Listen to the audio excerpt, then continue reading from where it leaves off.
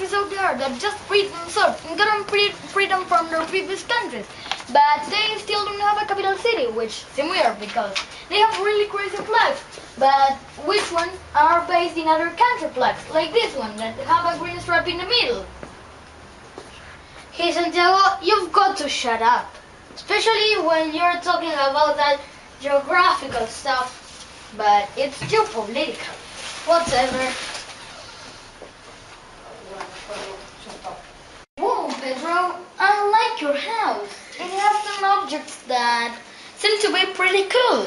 Yes, This chair. yes, it's speckled from all things that my great-grandmother brought from Lebanon. In fact, Lebanon is a small country in the Middle East next to the Mediterranean Sea. But even though it is Arabic, it's a really singular country in many aspects. So many words, and okay, I know this sounds like an infant, but such a rich culture. Hey, my great-grandmother told me all this, but I'm just repeating what she And said. what is this? Hey, I know what this is. It's called nargile, and it is used for smoking opium or herbs, I think. You said Lebanon, Yes. but I have seen many of these things in Istanbul. Yes, exactly. Hey, how do you know all of this? I mean, was Santiago mocking you all the time? It doesn't matter. But even though many Middle Eastern countries, Lebanon food traditions and religions have a lot to do with the 4 centuries that Turks ruled the region. Yes, it was ruled by the Ottoman Turks. Maybe you know them because you want. But for example, come on, come here. See those rugs over there? Okay, make sure you see them. They're Persian carpets. But my great-grandmother got them from Iran. But they are still very typical in Lebanon. Come on, let's go back to this race room. And so, even though this is used for smoking opium, and it has become part of the... Oh, sorry, it breaks really easily. It's not heated because it's separated in many pieces. But what were you saying? And I also know what this. How was it called? Yes, glacier. Yes. It is used to burn coal in winter, so that the smoke and heat will warm up the room because of the cold. Yes, and look at this art box and this chess plate and this chair. They are stuff. Oh, I forgot the word. Yes, let's just use stuff. No, they have carved. They are carved with ebony, which is Yes, with ebony, that is the black part. Ivory, which is the white parts. Here we can see them more clearly in this thing. And then we have mother of pearl that are these silver things. Yes. Oh, wow. You're still very typical from the Arabic world. Yes. Still, how do you know this? No, I don't know. I told you, I spent my summer vacations in Turkey. I have learned how to make Turkish coffee. And I see you have a coffee maker here. Yes. If you want, we can meet another day, and I can show you my skills making the Turkish coffee. Yes, Turkish coffee. yes, and you can also make a kind of in-your-face to Santiago to show him that you're not stupid at all. Hey, did you hear anything?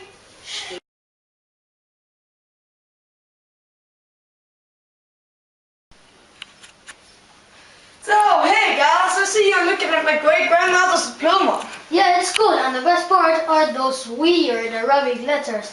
I'm sure you already knew it. That the Arabic languages is written backwards. Only that from what I know, Which is very shut little. up. Well, from what I know, Middle East countries have Islamic traditions, and women are not always educated. So how can a woman graduate from an honored school in 1920? What you say is right, but it does not apply to Lebanon. My great-grandmother attended high school and spoke 3 languages. In Lebanon, almost 90% of the people can read and write thanks to its educational system. There were American schools and French schools, Didn't I tell you it was a singular country? Was a Muslim? No. Was she Muslim? Oh, good question. No, actually she was a Protestant Greek Orthodox.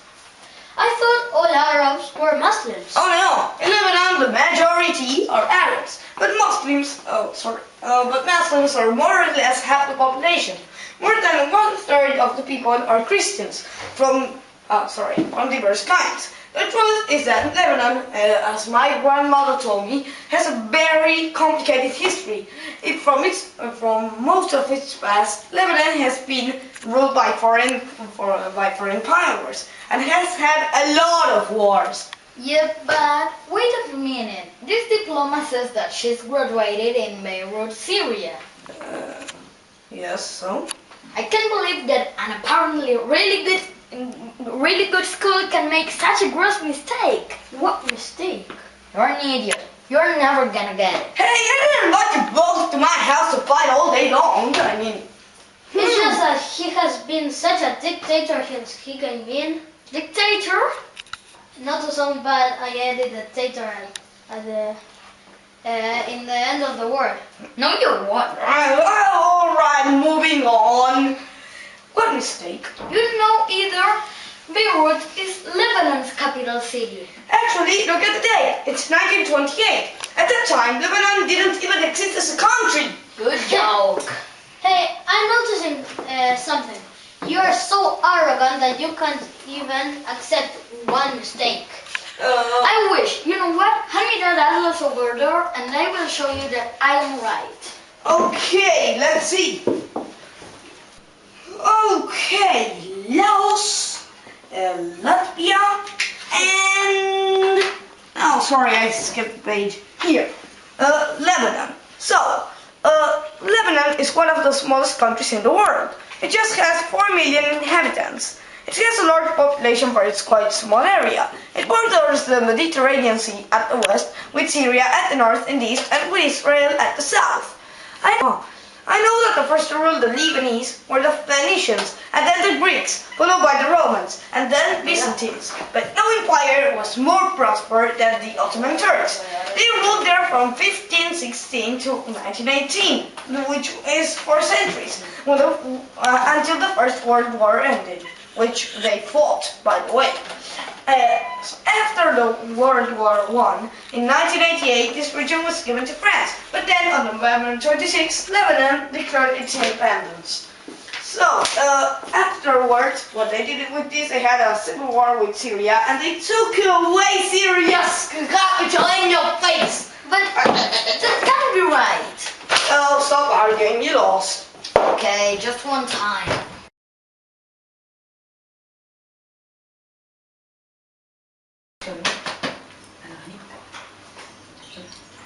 Hey, thank you for the coffee. You're welcome. You're welcome. Except for them, yo, I hope you like it.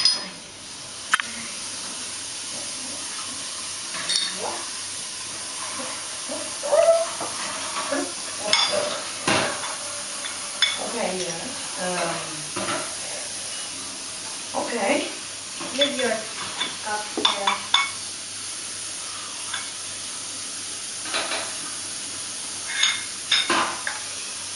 It's already on something. Thanks.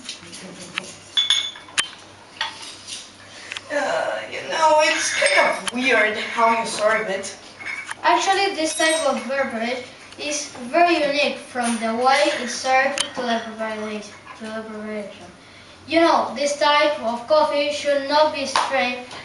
There is a drag left in the cup after its drink. And if you turn the cup upside down, then an expert could read your future. Interesting. And Hey, do you like the way I kind of put the table in this really crazy Lebanese style? Like, I got all those things here. They are all spices. This is called cardamom. It goes with your coffee. Oh, okay, you already drank it. And this is Jamaican pepper. Hey. Well, hey, I decided to do some more research about Lebanon because it seemed to be interesting. So I searched that it is divided in 6 provinces. In fact, I wrote them down. They are, let me see. Here's one of the others. Yeah, I don't know. No, here I have. Ash-Shamal, That's yours. Jabal Lubnan, Bekaa, Nabatiya, Al-Junub, and Unifil. And Beirut is in Jabal Lubnan. Yes, now I kind of understand why you wrote it down. Hey, I investigate too. Memorization maybe, but I mean, okay, Buenos Aires, Lubnan, it is called like that, right? It's some weird, no? Yeah, Yeah. okay, but hey, sorry. Hey, I investigate too. I found that Lebanon's weather was Mediterranean one, with dry summers and mild winters. Its temperature goes from 11 degrees Celsius to 31 degrees Celsius, and it's never above 31 or below 8 degrees. Oh, I see why good olives. okay, but do you want to hear about the type of government? Let's say that not really. Oh, come on, I just spent my whole night making a research about the Lebanese type of government for you to say all those things like that, and you're telling me to shut up. I mean, look at those things like you're searching for the one who cares about the freaking weather. I mean, Okay. Tell us about your little government. okay. So, let's see. Lebanon is a republic, and its president is Michel Suleiman, who was elected in 2008. Also, its prime minister, elected in 2013, is Tamam Salam. But the interesting thing about this type of government is that since they want the Christians and the Muslim people to be in peace, they have a government that is the president has to be Christian, and the how do you call this? The prime minister, I think, yes, the prime minister has to be Muslim. So that the government is divided into the two. Well, not exactly main because there are less. No, yes, the main because into the two main religions.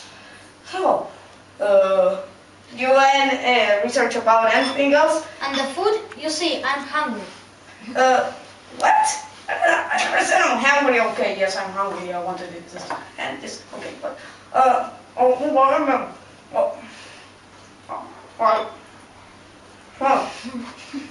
Hey, but I researched a report that really changed during the history of the country. You know, the history. No, okay. At first, sorry.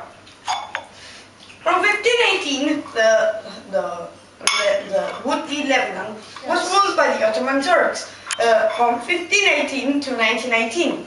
No, sorry, it was from 1516 to 1918, which would be approximately 402 years in this case.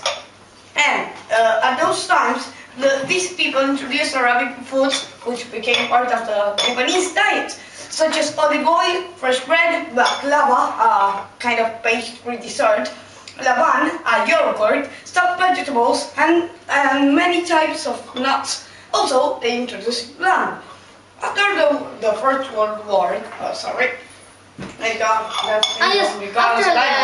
World War I, the would-be Lebanon was given to the French troops, which colonized and introduced the French languages. Yeah, French introduced many other foods to its colony too, such as flan and croissants, which helped refine the diet. And look at all these species.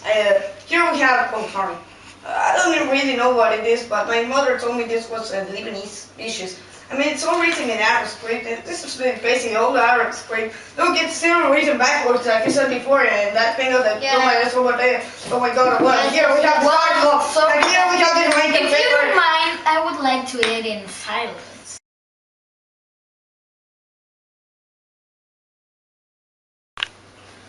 Hey boys, has anyone seen my stuffed grapevines? Oh my God, here they are. They weren't supposed to be for you. Okay, you can have one. Just one. May I have one? Thank you. Oh. Thank you very much for leaving me without them. So, Let's see, let me look at this. Oh my God. This doesn't seem like a very bright future for the afternoon. hey, you know how to read them? No, of course not. I was kidding.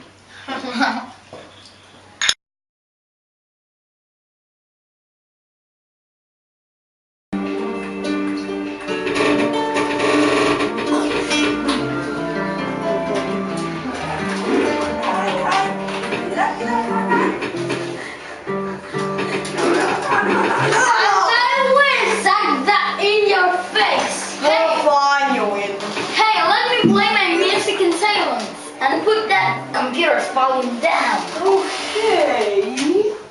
I'll do as you say. Don't! Hey, what was that for? I don't know. Well, that's why I will tell you about Lebanon's tradition and music. Where to go, brother?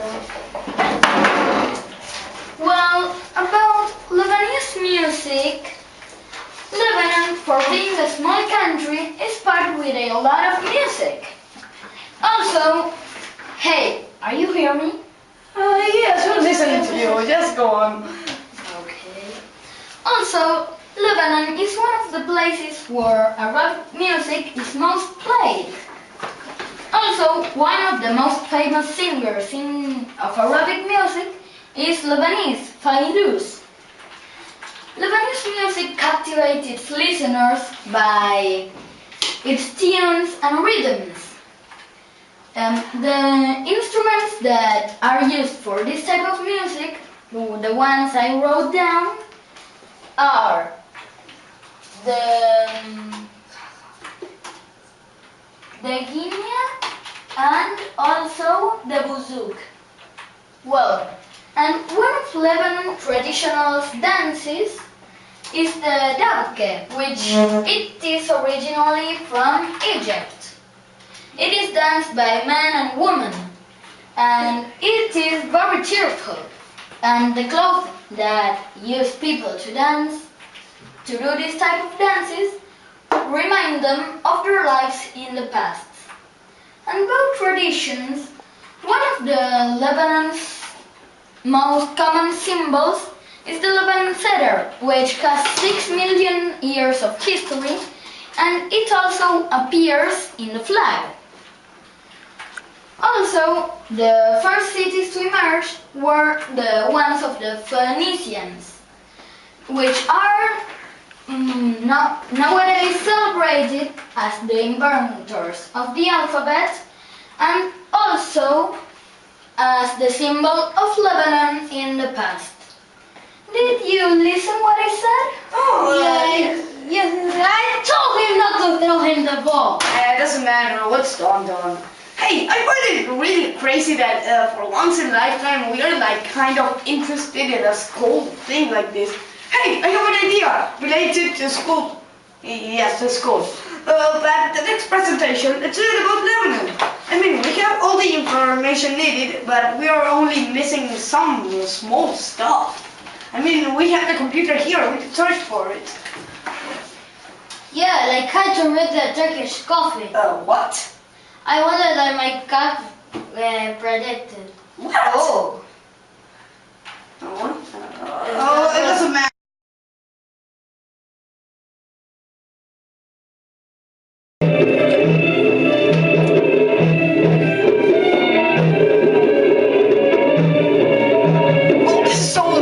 I'm just going to take it.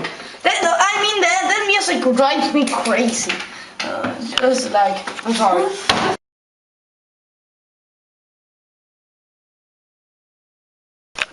Pedro, Belisario's mother is here and Santiago has to go with him. With her.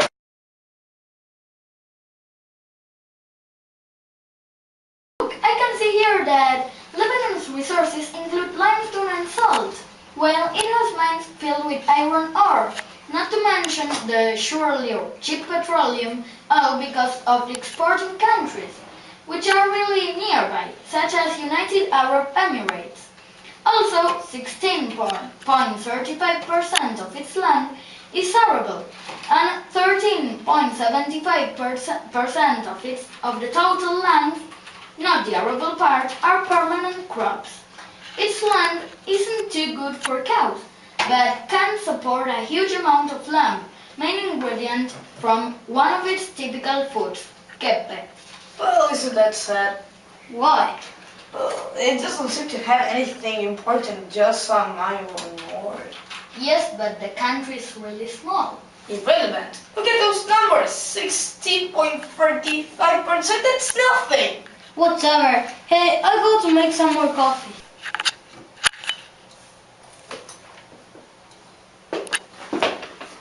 So what should I look for next? Maybe population variety. Yes, that's one of the most important things. What? Ethnic groups. How people look like. Okay. Okay, let's see. No. It doesn't look like those. Yes, this one. Okay. One morning. One thing, we can't use Wikipedia. Hey, this is not Wikipedia, it just uses the same format. Whoa, look that. This says that it's very dangerous to fly to Lebanon because of the wars with Syria. Huh, interesting. Okay, but let's just look what we are looking for. Here. Yes, it's, come on. Say. The people of Lebanon comprise a wide variety of ethnic groups and religions, with the majority split between Christians, Maronite, Greek Orthodox, Greek Catholics, Malachites, Armenians, Protestant, Coptic Christians, and Muslim, Shia, Sunni, Alawites, and Druzzis. Other smaller groups include a large number, over 250,000 of Palestinian refugees in the country. The population increases dramatically in the summer months, June to September, due to the large influx of tourists, many of whom are returning members of the Lebanese diaspora and Lebanese citizens working abroad. There are also significant numbers of Gulf and Levantine Arabs.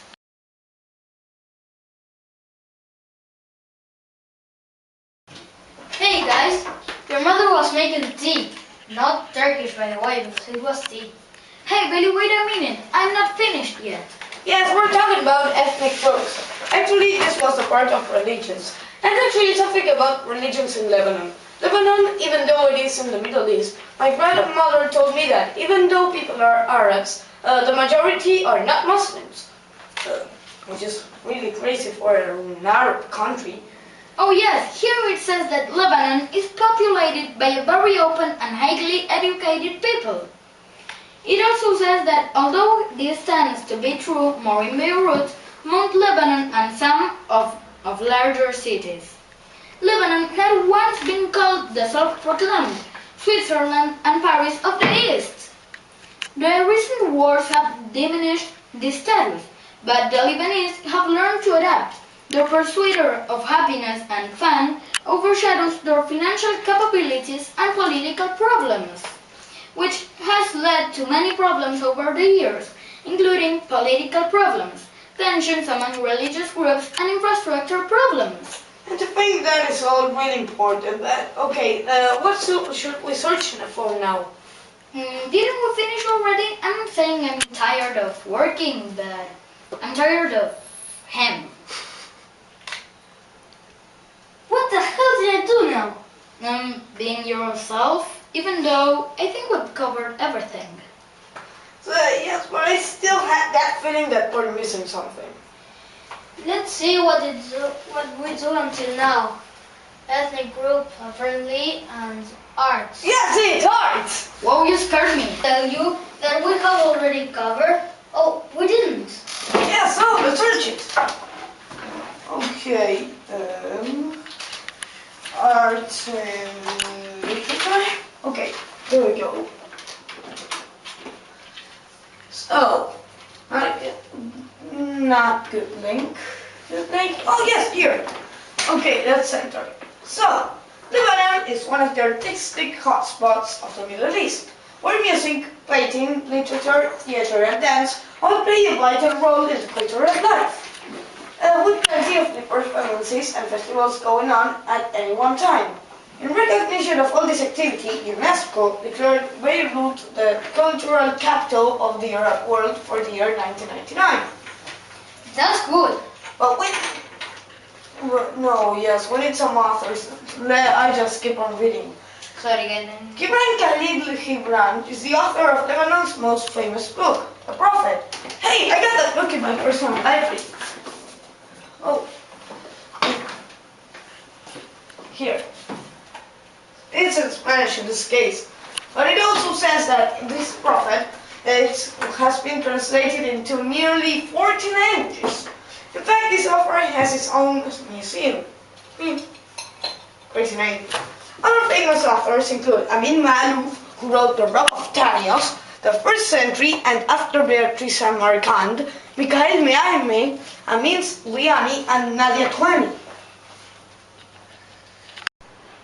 Pedro, Santi's mom and Beli's mom is here to fetch them. Well, bye guys. Bye. Bye. And before we say farewell, we would like to share with you a beautiful quote from the most important Lebanese poet of the 20th century, Gibran Khalil Gibran, author of The Prophet. Wisdom ceases to be wisdom when it becomes too proud to weep, too great to laugh, and too selfish to seek other than itself.